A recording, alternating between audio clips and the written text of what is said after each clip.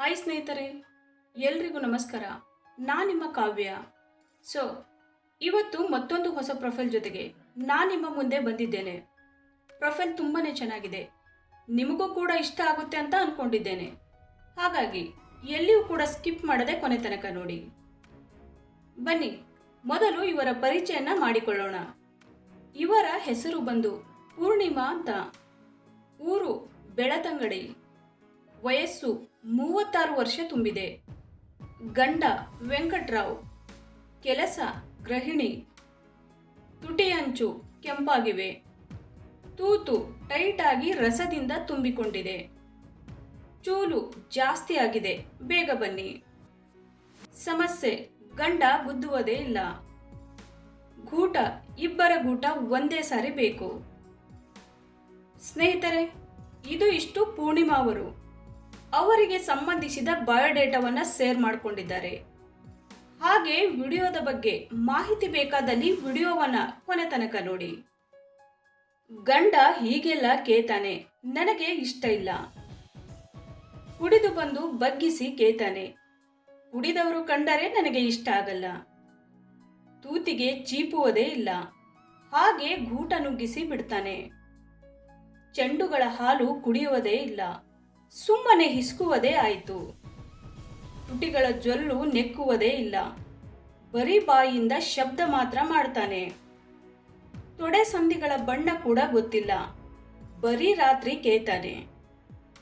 ನಿಮ್ಮಲ್ಲಿ ಯಾರಾದರೂ ನನಗೆ ಇಷ್ಟ ಬಂದ ಹಾಗೆ ಕೇಯುವರು ಇದ್ದರೆ ಬೇಗ ಕಮೆಂಟ್ ಮಾಡಿ ತಿಳಿಸಿ. ಹುಡುಗನ ಮೈಮಾಟದ ಗುಟ್ಟು ಹೀಗಿರಲಿ. ಕೆಳಗಿನ ಸಾಮಾನು 7 ಇಂಚಿನಿಂದ ಕೂಡಿರಬೇಕು. ಗೋಟಿಗಳು ಕೂಡ ದಪ್ಪವಾಗಿ ಇರಬೇಕು. ಮೈಕಟ್ಟಿನ ವಿಷಯಕ್ಕೆ ಬಂದರೆ ದಷ್ಟಪುಷ್ಟ, ಉತ್ತಮ ಆರೋಗ್ಯವುಳ್ಳವನಾಗಿರಬೇಕು.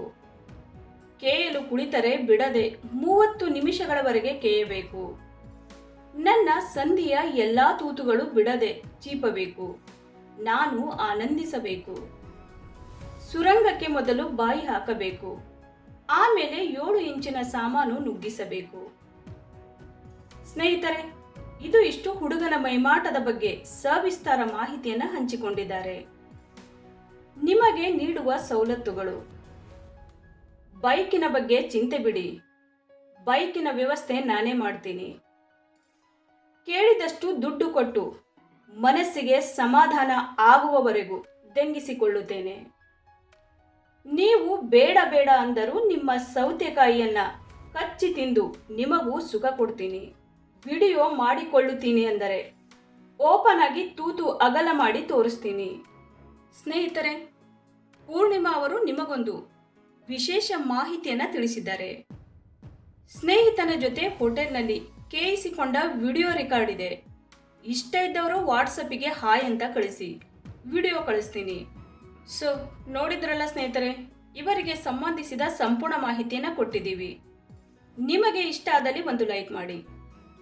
ಹಾಗೆ ಯಾರಾದರೂ ನಮ್ಮ ಚಾನೆಲ್ಗೆ ಹೊಸದಾಗಿ ಬಂದವರಿದ್ರೆ ನಮ್ಮ ಚಾನೆಲನ್ನು ಸಬ್ಸ್ಕ್ರೈಬ್ ಮಾಡ್ಕೊಳ್ಳಿ.